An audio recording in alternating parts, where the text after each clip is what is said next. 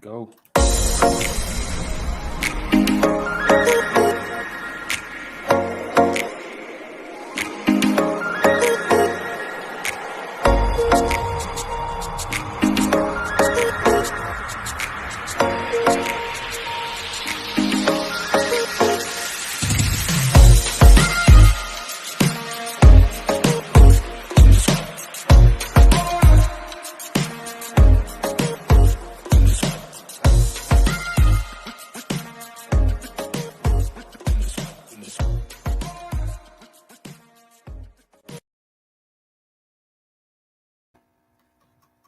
It is a little bit after 3 o'clock Central Standard Time, so y'all know what that means. It's time for another episode of Book Talk Live.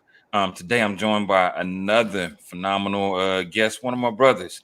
There's so many things that I could say about this gentleman, so many great things, but instead I'm gonna let him introduce himself. How you doing today, Anthony? Man, first of all, God bless you, my brother. And it's always a pleasure to team up with you, man. Always a pleasure working with you. And I'm just grateful to have you a part of my life, have this whole BOBM publishing company a part of my life, man. It has changed my life and has enhanced my life. And that's why I want people to know, look, anytime you're dealing with on a professional level, things should enhance your life, not take away. If it's taken away, you need to eliminate it. I mean, it's on the negative side, but brother, I'm doing good, man. Been going through some tough days here the last few days, man, and trying to do some home remedy things and found out I had a little pneumonia going on. So I don't look like what I'm going through right now, man, but I'm feeling good right now, man.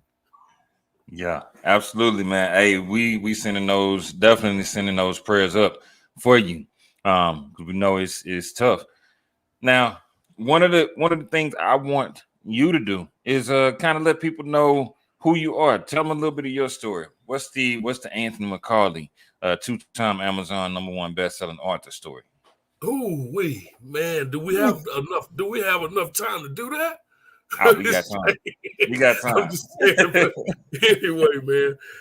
First of all, guys, I'm Anthony McCauley. I'm the founder and CEO of Males of Distinction and Ladies of Merit Youth Organization. I'm also the business owner of Gravity Drone Services, where I do some educational things with drones. But let me tell you something. My life I've definitely been a diamond in the rough. And now I'm shining bright like a diamond. But along the way, let me tell you what happened. Let me tell you my testimony. And a lot of people, people get up and have testimony services in church. And they say, it's time to testify. But a lot of people get up and they test a lie. Well, you know what? I actually can testify because I have a testimony and I've actually lived firsthand gutter experiences of a lifestyle that I don't want to wish on anyone.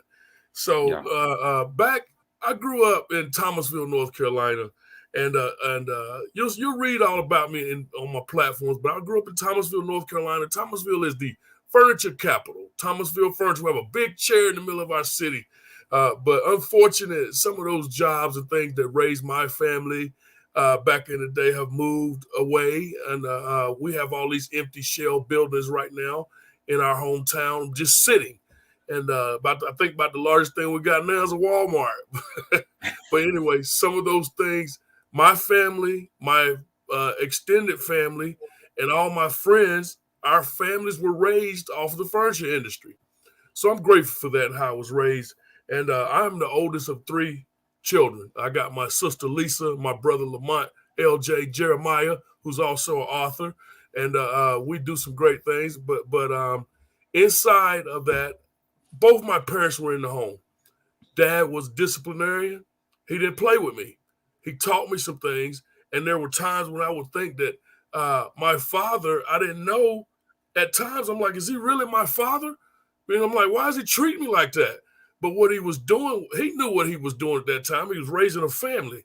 That's exactly what he was doing. And but at the time, me growing up, there was a time that old people would say, you're getting too big for your britches. Yeah. That was me. And you smelling yourself, so, but I have fun. I walked into, in early years, I love music. I'm a big saxophone player. I love any type of musical instrument I love. So I remember along in the 8th grades, I would ask my father, I wanted to play in the band. But my dad was hard. My dad was an athlete as well. I've read some articles on my father. My father scored 5 touchdowns in one game one time, man. And I read about my father, and I told him I wanted to play in the band. I want to be a saxophone player. My daddy said, there's no way I'm going to spend money and invest in a saxophone for you. I'm not going to waste time on that. Your big behind going to get on the football field and play some ball.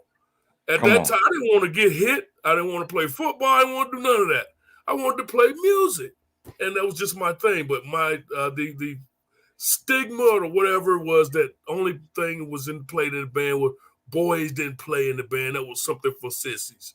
But so I went along with it, and I actually went out for football, and I excelled in it because of athletic ability, because of agility, and because of I got into strength training. I learned how to do those things. But anyway, guys, football, basketball, and track I excelled in all through high school, and was a major force and did some great things. I grew up around some great athletes in my hometown. And a lot of those guys went on to do some great things. And my senior year in high school, I had some very, very powerful colleges looking at me. And we at a rivalry football game, and that team. I mean, I was Sugar Ray. I was one hand. If the ball was near me that night, I was catching it, man. I mean, I was diving. I was one hand. You couldn't even see our jerseys that night. It was so muddy out there. But they broke my leg, man. After that, the letters, the communication between colleges, Division I schools, nobody even contacted me after that. Nobody. So that was a resentment number one. I'm like, okay, I was the best thing since sliced bread.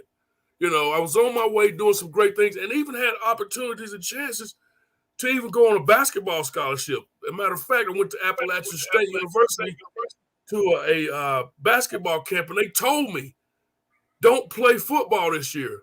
Stick with basketball. You can get a scholarship. I came back and played football, got my leg broke. But anyway, after that graduation, I tried to walk on at East Tennessee State University, and then ended up, I just couldn't do it. My knee just would not allow me to carry on with playing sports. The technology of surgeries was not like it is now. Matter of fact, I have a whole brand new knee now.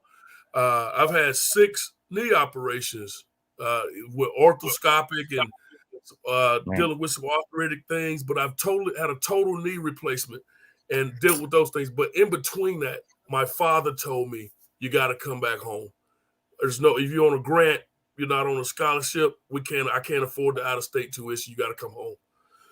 So I did. And I began to come home, community college, began to pick up had a knack for having enough charisma in class to interview very well, to go to community college, pick up an associate's degree, did all that.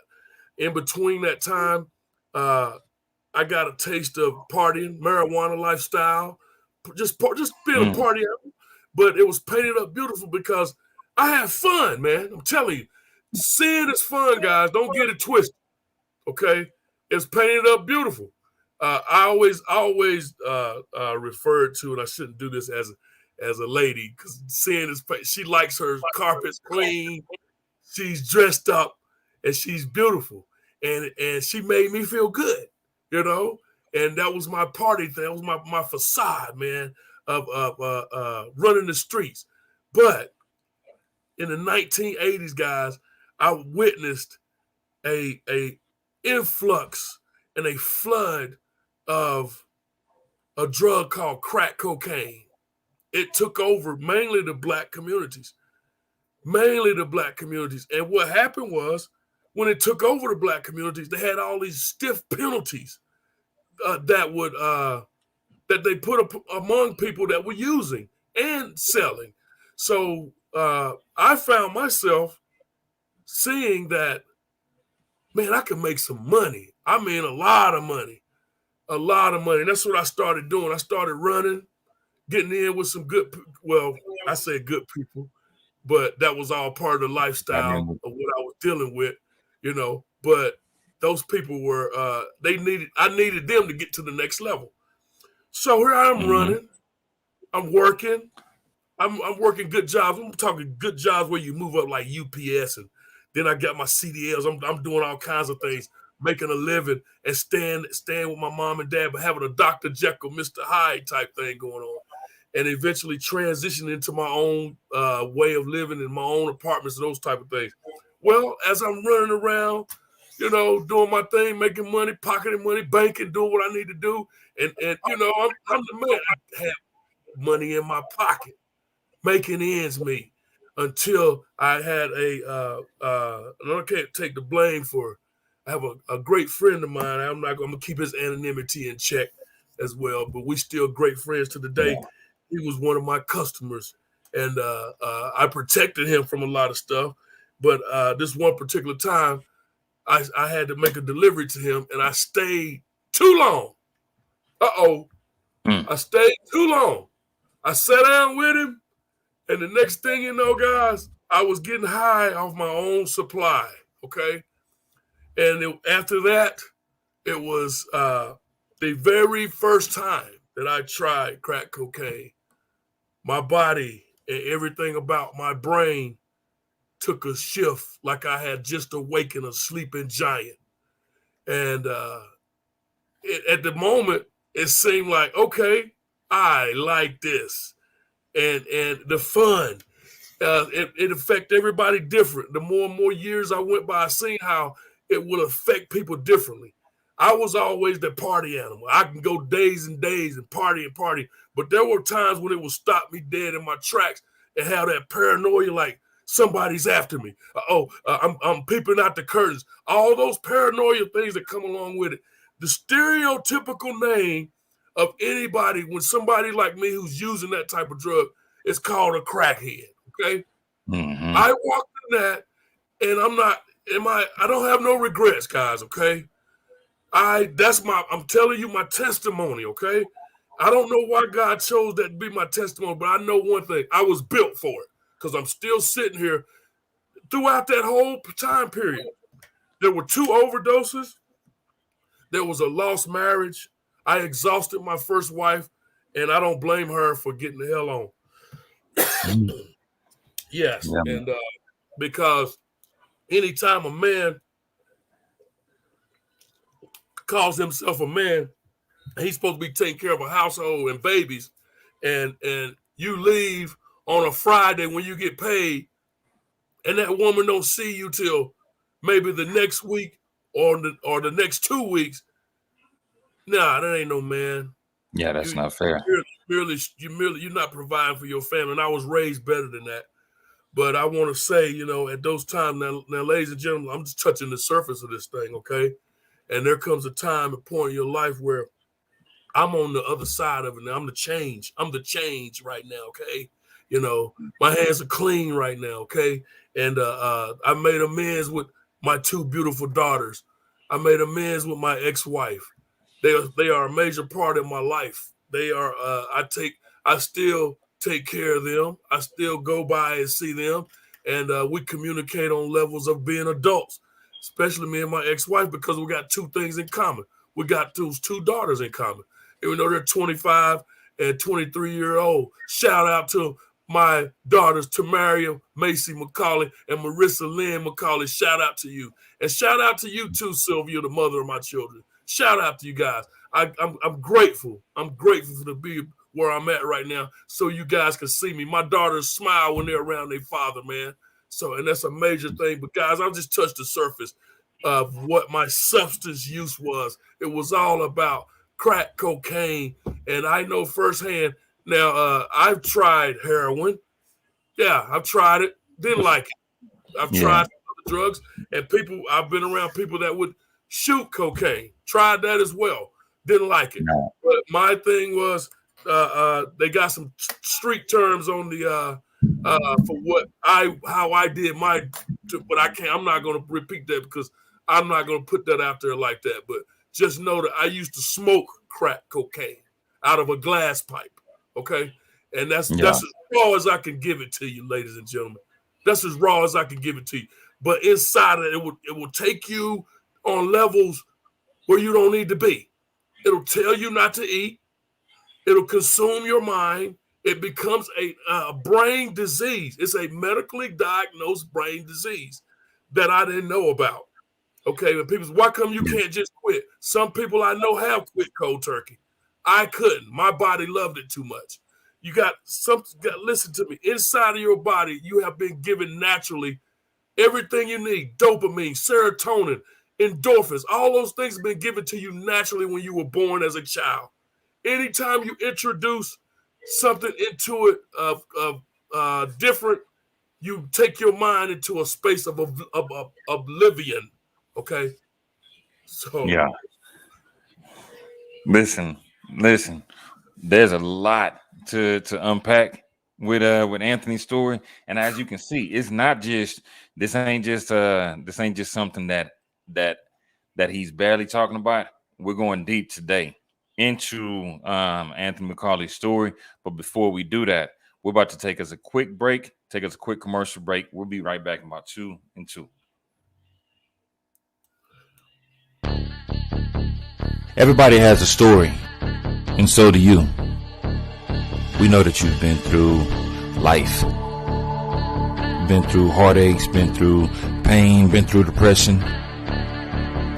You've thought about writing your book for years, wanting to help change lives because of the things that you've overcome. We don't know what your story is, but we can help you turn your story into a living, breathing book that creates opportunities for you to impact lives and change the world. The business of books is here to teach you the opportunities that come from your book, how to write your book, how to brand yourself, how to market your book, and how to get in front of the right people to sell that book. We have an amazing team of designers, an amazing team of editors. We have a team behind you to help you get through your first book and get it to the world so that the world knows you are here. So remember, everybody has a story. It's time to write yours.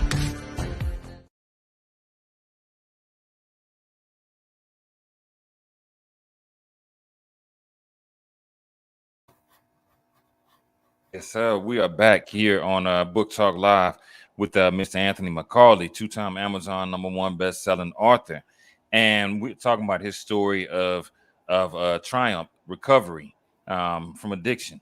And so, as you all can see, Anthony is far removed from the situation now.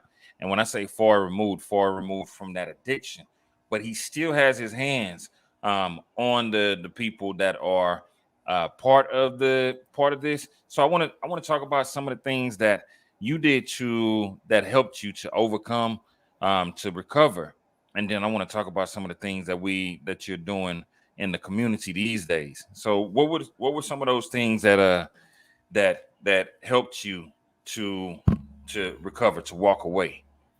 Wow, man, thanks for asking, man. There's of course, people have heard of rehabilitation centers, and one of my first rehabilitation centers I went to was called Charter in Greensboro, North Carolina. But a lot of times, Sugar Ray, what happens is in this community, people like myself will only go to those places because they're trying to appease the family members or trying to do that just to shut everybody else up. Well, I did it the first time to shut everybody up. And it gave me an opportunity to dry out for 45 days. And it also, it plants something inside of you to start working towards using some tools of getting things like sponsorship, having somebody that you can rely on who's already been through it firsthand.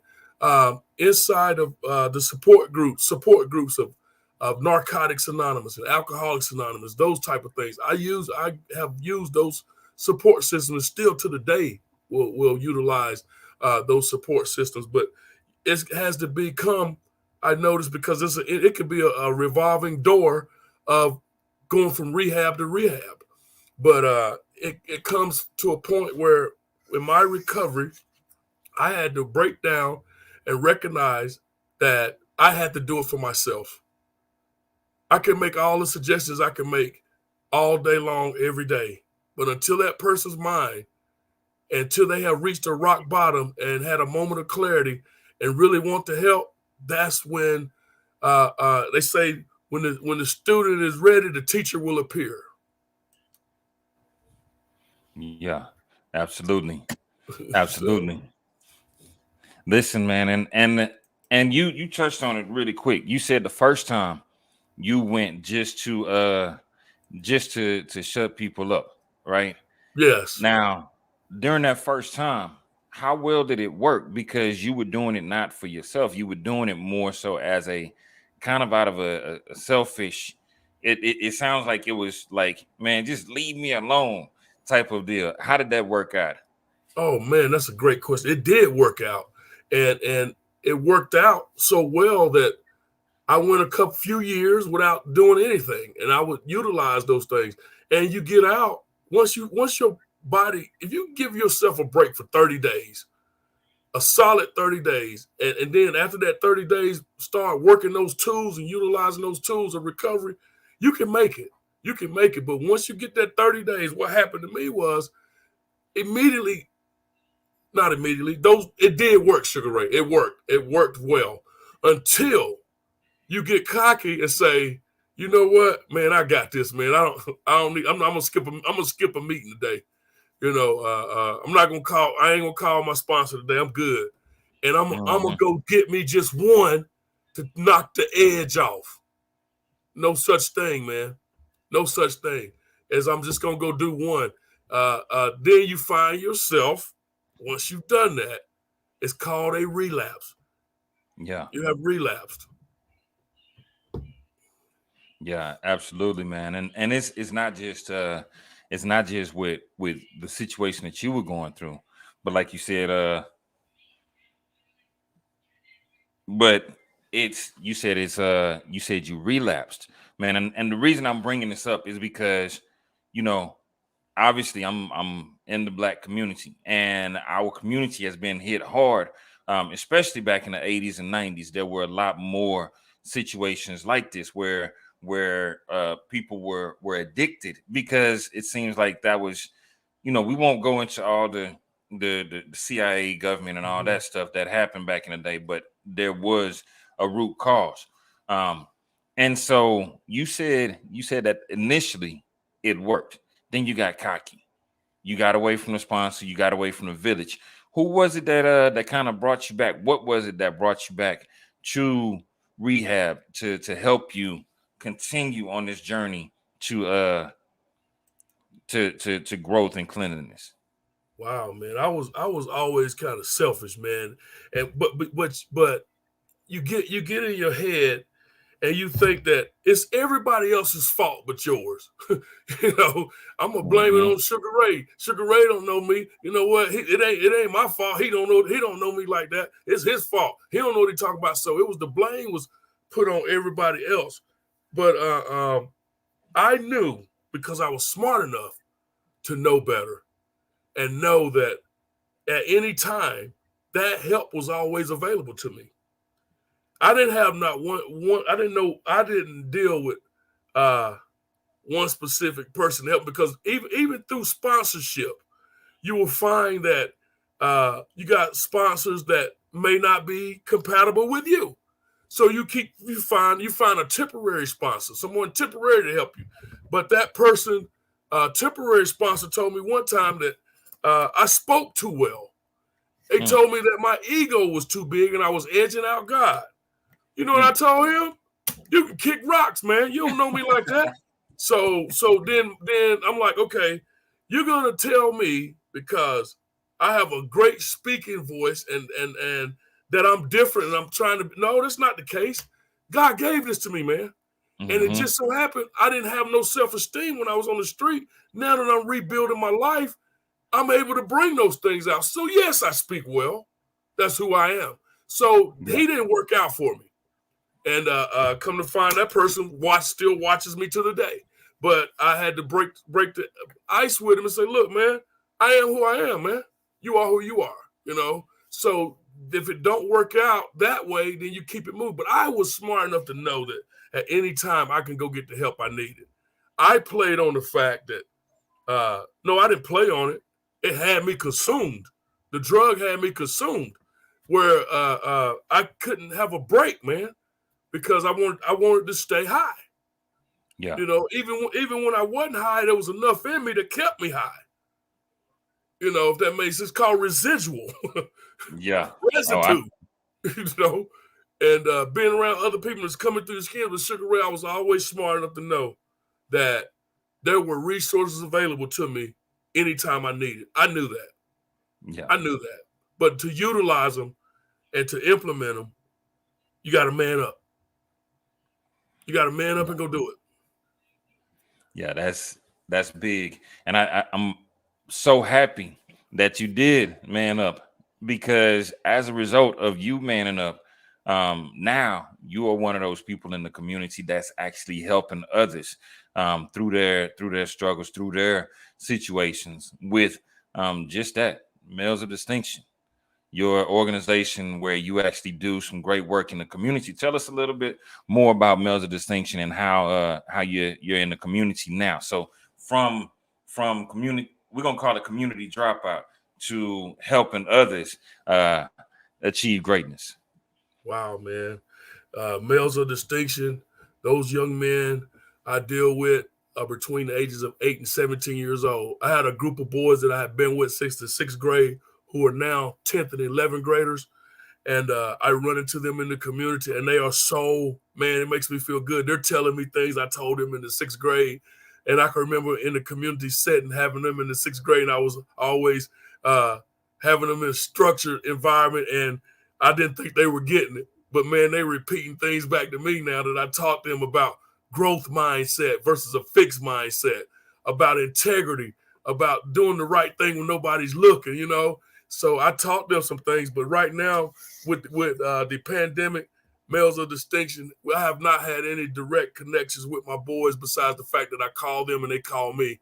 And I think because I set the foundation with them back in the 6th grade that I'll always be a part of their life, and they never forgot that. So a lot of them I'm dealing with now within the community, trying to divert them from joining gangs and some gang activity things. But right now, Males of Distinction is in a process of doing some rebuilding. When I say rebuilding, what we're doing is I'm finding out that we're going to have to start doing things virtually and going globally with the organization.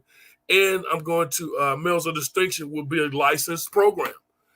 So for anybody around the United States that needs a licensed male, female mentoring program, Males of Distinction will be a licensed program where I can have some chapter affiliations going on. And doing it that way, because I'm finding my local community is just, I'm having to go outside of my local community because it's a bigger need. Absolutely. Absolutely. And listen, it's great that you are even taking the time to do that, because we could actually compare notes on this one. The youth programs, the giving back to the community. So many of our people do a lot of this, and they say, man, we need to do something else for the kids. We need to do something else to help this next generation. Yeah. But I salute you, because what you are actually doing is you're in the community with them. And like you said, even though they were in 6th grade when you first instilled that information, what you did was planted a seed that allowed them to see for themselves who they could be when everybody else kind of turned their back. So how can people get involved with Males of Distinction? What are some things, some areas that you have an opportunity for people to join in and help out? Thank you, man. And I welcome that with open arms, man. But one thing I do, as I've been finding out, Sugar Ray, I had to have I had to stay and remain in prayer, because there's a lot of, I'm noticing there's a lot of programs out there, but I'm seeing a lot of photo ops. I'm seeing a lot of opportunities to put kids on Front Street to make your organization look good. And I understand, and you do deserve those accolades, of showing that you have something going on. But I don't roll like that. And but there are opportunities, and God will bless you to be on the front page of the newspaper when those times arise. But I'm finding a lot of people are doing it. A lot of people are getting the funding that they need. And but when it comes to really the rubber meeting the road, and my boys get to see somebody that looks like them. We are not a labeled program of an African-American program. Males of Distinction will help any young man that needs help of character development and success building. I welcome open arms, and I need that right now to collaborate with someone. I need for someone genuine or some organization genuinely to not feel intimidated by my ideas and me feel intimidated by your ideas. We got the crab mentality has to be out the window. I'm real and genuine and down to earth. Let's talk about it. How can we get these? Are we losing our kids? We're losing our kids. That's the bottom line. But if we join forces and remove all those fears or fads, whatever you want to call them, false evidence of things appearing real, and get real with each other and say, look, brother, I really want to collaborate with you. I got X amount, you got X amount. How can we join so we can get a bigger picture? And maybe we can get enough to have funding, because Sugar Ray, I've done this out of pocket, man. I've had private contributors. I've had local contributors, but it'll be me versus this person that's been in the community. I'm not the new kid on the block anymore. I'm established, but I can leave my county and another county says, man, what are you waiting on? We got you. But I've established with my rapport with my local community here. And let me give a shout out to West Southern Pines, North Carolina, and Moore County, period. Moore County as a whole has been good to me, man. But to collaborate with me, hit me up on Males of Distinction on Facebook. Also, you can go to www.malesofdistinction.com or find me on all my social media platforms. Yeah, and we got the website in the chats, malesofdistinction.com, malesofdistinction.com. An organization that is definitely making positive change in the lives of these young men and women in North Carolina. And we got to get you across this nation, because it's not just needed there in North Carolina. It's needed across the country. There's a lot of people that are looking for those opportunities. So if you are serious about helping out, go to that website, malesofdistinction.com, and make sure that you either make a donation or make that phone call and say, hey, Anthony, I got resources. Because sometimes you got resources that you aren't using that can be so much benefit to Anthony and the Males of Distinction organization. We're about to take another quick commercial break, about 2 and 2. And then when we come back, we're going to talk about this upcoming project that you have coming out, Restored Through you know what? Let me not get it. Let me not get it right. Restored Through Recovery. And we'll be back in about 2. I said it wrong. Say it for me. Rebuild through recovery. Listen, rebuild through recovery. Yeah, don't blame it on my head, not my heart. Blame it on my head, not my heart. All right, we'll be right back in about 2 and 2. We're going to talk about this amazing project.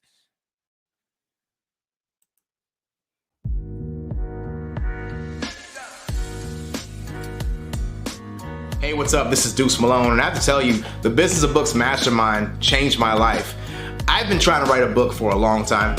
Never really knew what steps to take, where to go, how do you market a project, all that just in limbo with these great ideas in my head to create something that's gonna ultimately create passive income for me. So I had the opportunity, thanks to Sugar Ray, to become a part of the Business of Books Mastermind, and it changed all of that. First of all, you got a supportive group of people who are all in the same space you are. They're trying to become published authors, trying to figure out how do you get to that next step. So you already got a supportive group of folks to help you and support you, and hopefully people that will buy your book in the future.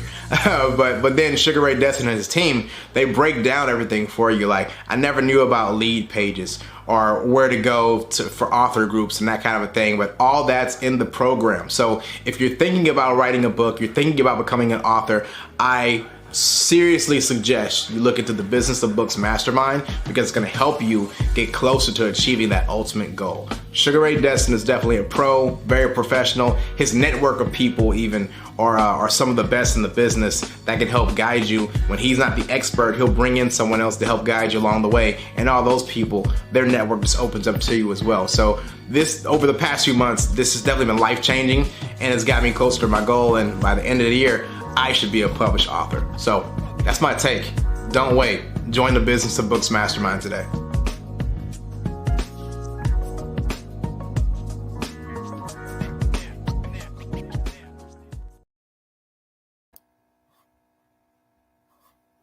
Love the commercials, man. Yeah.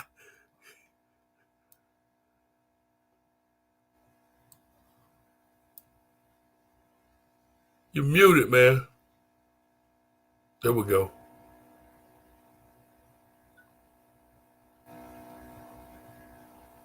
You muted. There we go. Okay. Yeah, I'm telling you, there's something today that that the enemy is definitely trying to make sure that we don't get this great information out. Yeah, nah, Deuce, I love that. I love Deuce's testimonial. That was when he actually was going through the program about a year and some change ago. Now he's actually our audio specialist to help us with audio books. So anybody that has a book out there that wants to get that audio book done, you hear the crispness in his voice, and he is now a 2-time Amazon #1 best-selling author, as well as an international best-selling author. So yeah, we definitely appreciate that. But man, listen, let's talk about this. Let's talk about this upcoming project, Rebuilt Through Recovery, right? Rebuilt Through Recovery is a phenomenal project, and it is about those who have overcome addiction. And so tell us a little bit about how this project came to be. What was your inspiration? What was your motivation? Tell us a little bit about the people in it. Not too much, because we're going to talk to them all next week. So okay. I'll hit on a little bit. Well, the inspiration, I know you guys have noticed, I'm a 2-time best-selling author. I did a project. I've been with BOBM and dealing with my brother Chip Baker, who's also an author. The last 2 books that came out that made me number 2-time best-selling author called Impact of Influence. I noticed a model of a young man and watched a man, Chip Baker, bring together a bunch of authors to collaborate on a project. So as I'm praying about some things, then I was like, you know what? I would love to bring together some people in the community of recovery who wants to share their story and don't mind breaking their anonymity. And guys, we talk about anonymity. We talk about people like myself. Sometimes we don't want to go around shouting out that I used to be that guy. I don't, but there comes a point I have broken my anonymity. Okay, everybody knows my story. So I wanted to bring together some people who didn't mind and wanted to remove the mask to share their personal story of overcoming addictive behaviors. And I started out with a goal of 18, and I actually spoke to over 20 people. But I ended up with the fantastic 7. And I ended up with some great people in that book who stuck with me and to the end. And now we're getting ready to have our launch next week on the 22nd of January. And it was amazing how they came together and they walked this thing through and they've shared their stories. I have a young lady in there, Megan Price. I have Gloria McNeil, Chase Campbell, Hoss Tabrizi, Coach D.P. Pearson, and Gary Carlson, and myself. Now, those names, you may know some of those names, but some of those authors are right here locally with me in my county, in Moore County. 4 of them are, okay? I got Coach D.P. that worked on with another project. Their stories are so profound. Everybody's story in here is about recovering from something, okay? I have 2 guys, Coach DP and Coach Hoss, Their stories are a little bit different, but it was still a story of overcoming and going through recovery. And it taught me a lot about recovery stories. So that's just the nuts and bolts of Rebuilt Through Recovery. Everybody's journey is different. Even though Megan Price can identify with me, Gary Carlson can identify with me, my young brother Chase can identify with me. And you guys are going to love this young man's story. For all you young people out there, you think that you can't overcome, get this book and read Chase's story. Gloria is a local pastor. Gloria came in and told her story. Always wanted to write a book and approached me, and I approached her, and she said, I need to do this, and she did it. So, and Gary Carlson, words just can't describe. I can't just, I don't have the words for Gary Carlson. You got to get this book and know that Gary's a mentor of mine, and he helps me with a lot of things. But the book is amazing. I brought these people together. They believed in what was going on, and we did it.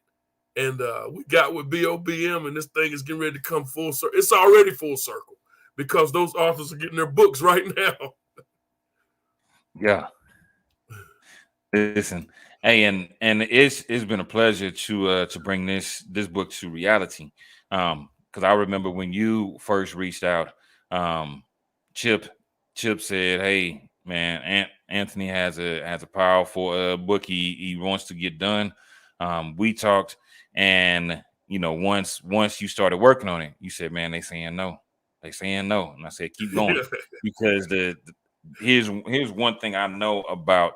Anytime you're doing something of this magnitude, everybody can't see the vision. But is this the last time that you're doing a volume of Rebuilt Through Recovery? No, sir. Okay. No, sir. So those that missed out on the first one. Yeah, so those that missed out on the first one have the opportunity to be in volume 2 or volume 3 or volume 8 when it gets there. If you're still on the fence. Yeah. That's right. That's the vision. That's the vision right there. So, but it was so refreshing to be able to come to you and say, look, man, I can't, they saying no to me. But the coaching that came along with it, dealing with BOBM publishing, the coaching that came along with it, man, you got to hang in there. Here's what I know. I've seen this before. This is the way this is going to go. And it played out like that the whole way. So I can't thank you and the team enough, man, for just encouraging me to continue to go ahead on and move forward. Yeah, man, that's what it's all about. A lot of times it's not the vision that stops us. It's what we see in others. And going through it the first time around, I've been there. I've seen collaborative books come together. I've seen books come together. I know exactly which chapter every author is going to say, man, this is getting tough. It's chapter 3. That's when people starts getting real and there's snot coming out your nose and tears coming down your eyes. And it's like, this is too hard. Chapter 3. Some people have turned their entire books around because of chapter 3. But then once you get past that, it gets easier. And so there is a science to this. And so, I'm definitely glad that you persevered because I know you have an amazing story, but I also know that partnering with others who have similar stories is going to give somebody else out there a chance to see that they're not alone. So what's your goal for the Rebuilt Through Recovery series? The goal is to get this book in the hands. I would love, and not love too, this is going to happen, man. I want to reach some rehabilitation centers around the United States. And when I say rehabilitation centers, I mean schools. Kids need this book. Kids can read this book, read these stories. Drug treatment centers, and especially those who are incarcerated. Yeah. I would like for them, and along with that, have the authors to go with me and to speak to people. so they can see that not only is your face on the book, but we're going to and have book signings around the United States and or internationally as well, to put this book in the hands of those who may have family members, or you buy this for that family member. Don't shove it down their throat. Just lay it around where they can see it. They'll read it, you know, or encourage somebody, let them know that if the people in this book can come clean and share their stories, then they have a opportunity for hope. And hope to me is helping other people engage. That's my acronym for hope. Come on. And I like also that. we're gonna do rise up, guys. You got to rise up from this. And I don't want, give me that person. This book is for that person. Everybody says they ain't gonna make it, man. They ain't gonna make it. Yes, they can. They can make it. They can make it. So that's what this is all about. That's what the vision is. Workshops. I can see workshops coming out of this. I can see speaking engagements coming out of this. I will. Matter of fact, you can book me now. You know, and we'll come to your city. We'll speak to the rehab centers. We won't break anybody's anonymity. We know all about HIPAA laws. As people in this book, we know all about all those things. So we live that life of recovery. So we know what not to do. Okay. So when we come to these places, we know what not to do. So that's the hope. That's the hope in all of this, Sugar Ray. Yes, sir. Well, listen, I can definitely see that it's not just a hope, but it's something that will happen. Because like you said, there are people that are going through recovery all across this country and all across the world. These, you know, in the 80s and 90s, people were getting locked up for possession. And these days they're realizing, wait a minute, it is a crime, but it's also a disease that people are struggling with. Addiction is more of a disease than we knew. So there are recovery centers. So what I'm going to say, and I say this publicly just to endorse Anthony. Y'all hear the energy, y'all hear the passion, y'all hear the willingness to help others. And so what I want you to do, if you have that school, high school, middle school, and you're dealing with those issues, because, you know, as principals, as counselors, a lot of times it kind of gets pushed under the rug, like it's happening, but we're gonna just keep it under the rug. You have those kids that are dealing with those situations. Here's your help. Here is your help. Anthony and his team are your help. That they definitely have programs in place to come in and kind of talk to those students through and walk them through recovery, what it looks like, what it actually is, how it affects your family. Because one thing I know for sure is that addiction is not just a singular thing. You don't go through it alone. Your family goes through it. Your friends go through it. Your coworkers go through it with you. So while you are in that moment and you become a completely different person, there's also the people around you that are affected. So if you have a need for those programs, you are connected to those recovery centers. You are connected to those prison ministries that need people to come in. Definitely reach out to Anthony and his team. We're gonna go ahead and take another quick break. Be back in about 2 and 2, just to kind of give you a little bit more, and we will be back with you very shortly. Hello, guys. This is Chip Baker of Chip Baker, The Success Chronicles. So many things I've learned from the experience of working with Sugar Ray Destin and Business of Books Mastermind. The people that are involved, the team, they're all great. They all do great work. Made us best-selling authors. We learned so much in the process, learned so much how to grow together, learned how to grow individually in our projects that we did, our visionary projects. But it's been a great experience. You won't be disappointed in doing work with them. Go get it.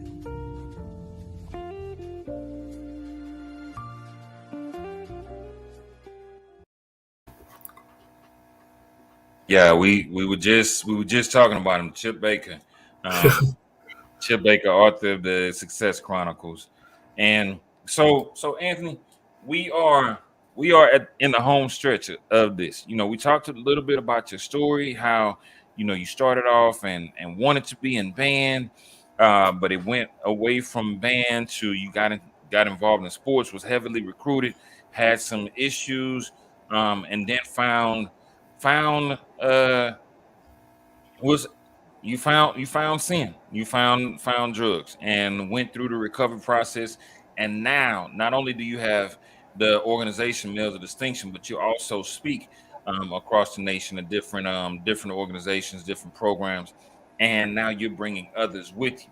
That's a huge turnaround, because it went from being all about you to now you are helping others to get their stories out there, helping them to build their platforms, and helping the world one life at a time. So last thing I want to touch on is the writing process. What was the writing process like for you bringing this book together? Wow, man. First of all, this is not the first time I've written a book. Actually, I think this is Rebuilt Through Recovery is going to be book number 8. And the writing process for me, I had Sugar Ray. My mother has a sister who was my Aunt Lulabelle, man. And this lady was one of those Christians. I'm talking about when we had wooden floors in the church, the pews, and she was a devout Christian woman. She lived it. She walked it, and she talked it and walked it. And she was one of my favorites, man. And she would always tell me when I come around her that God's going to get the glory for your life. And I was like, I don't know what that means. I was like, I'm messed up out here. You talking about God going to get the glory, whatever. She said, you got books inside of you. And I'm like, huh? So I'm like, I don't know what that meant, man. But after 2013, I said, you know what? I kept remembering her telling me I had books inside of me. So I had enough audacity to sit on. I got home from rehab in 2013 and had to go back home to my parents' house. And it was not an issue because that's Daddy said you can always come home, but I need for you to have a plan when you come home. But so I came back home and I began to get a notebook and just start journaling. And I had a destiny. I said, you know what? I'm gonna write a book. I'm gonna write my first book. And I said, you know what? I did it. I studied how to write a book. I did all that, but my writing was done by trial and error.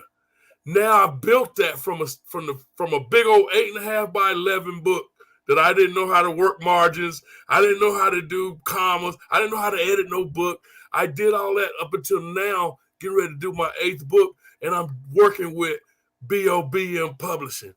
And man, I'm telling you, the writing process, ladies and gentlemen, sometimes as a writer, and I'm a full-fledged writer, you get writer's block. Your mind will go blank, and you want to throw your whole computer away. You want to throw I'm the one, I like to write first and then type. Some people like to type it. Some people, you can even speak it into your computer and it'll type it out for you. I like to write words down. I don't know why. I just like to do that. It's my old school. But sometimes, if I had a tip and you're a writer and wanting to write, I can tell you now, don't stop. Okay? There are going to be times when you need to take a break. There are times when your mind will not function. What's your rush? I know what's your rush?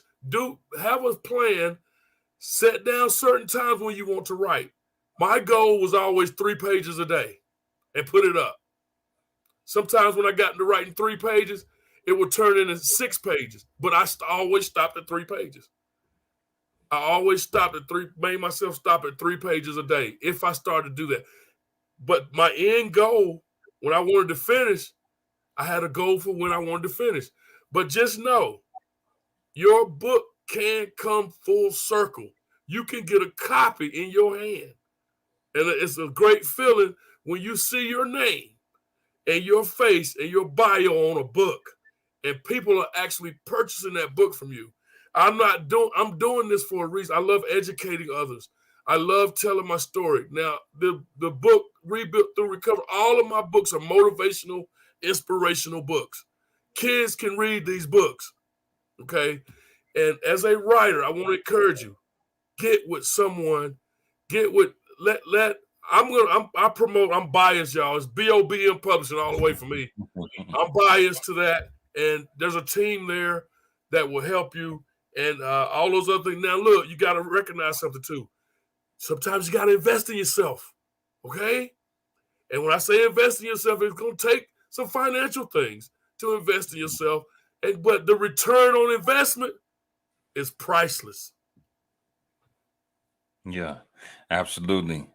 Listen, man, I love that you are. I'm very similar to you. I gotta keep a pen around me, and this is actually a pencil that looks like a pen. I love that old school sound of that writing hitting the paper. Yeah. And yeah, we've gotten some books where it was just, somebody used that voice to text and it didn't come out the way that they thought it was coming out. So man, it's been an absolute pleasure. Next weekend, January 22nd, Yes. at noon Central Time, the launch of Rebuilt Through Recovery with Anthony McCauley. You go ahead and list those authors out so we can get them their shout outs. Oh, So people man, know look, who they are. I got Megan Price. I got author Chase Campbell. I got author Gloria McNeil. I got author Coach DP Derek Pearson. I got author Gary Carlson. And I got author Hoss, Hoss Tabrizi, who will be in the book as well. And of course, yours truly, author Anthony McCauley. And they're some of them, this is their first published works, and they are about to become best-selling authors. I love it. Yes, sir.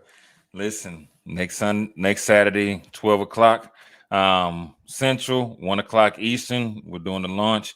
And next Sunday, we'll see you again on Book Talk Live. Go ahead and give the people one last nugget, because I know you got some heat that's waiting on the inside of you. I can see it brewing. It's one of my favorite things. Don't downgrade your dream just to fit your reality. Upgrade your conviction to match your destiny. That's one of my favorite things, man. And I want the people to know, look, don't give up. Don't throw in the towel just yet. Don't quit. Don't stop. Don't quit. Now is the time. If you're working on a project, or there's something in your life that you wanted to do that you've been putting off, go ahead on and do it. Take the necessary steps. There's coaching available to you. I'm a certified coach. You can get what you need. There's help available to you. You got people all around you that's willing to help you. Have a spirit of discernment, because everybody don't have your best interest at heart. I must admit that. But you got to know when and where, when to move, when you got to know when to hold, and you got to know when to fold. Okay? So God bless you. I love you. A lot of you, I don't know. I love you, and there's nothing you can do about it. Grab a hold to life. Life is valuable. If there's anything in your life that needs to be removed, remove it. If you need to take off the mask and get real with yourself, go ahead on and do it. It's time. Either you're going to live or you're going to die. Either you're in or you're out. And I choose life. And I encourage you to choose life. Choose life. Get yourself around some good business-minded people. Put yourself around people that's going to enhance your life. Time out for somebody pulling you back down in the barrel. Time out for somebody always you feeling the negativity hitting you on the side. Negativity, forget that. Put on the full armor of God and grab a hold of yourself and know that you're beautiful and you're wonderfully made and you have a purpose for your life. You are not a mistake. I don't care what you've been through. I don't care what it looks like, what they said about you. Forget that. It's a brand new day. Yesterday is gone. Tomorrow is not even here. All you got right now is this moment. So embrace the moment, trust the process, and know that God has got you. God is in control. I'm Anthony McCauley. Thank you so much for tuning in to Book Talk Live today, ladies and gentlemen. I love you guys. Yes, sir. Listen, we'll see you guys next week. Love y'all.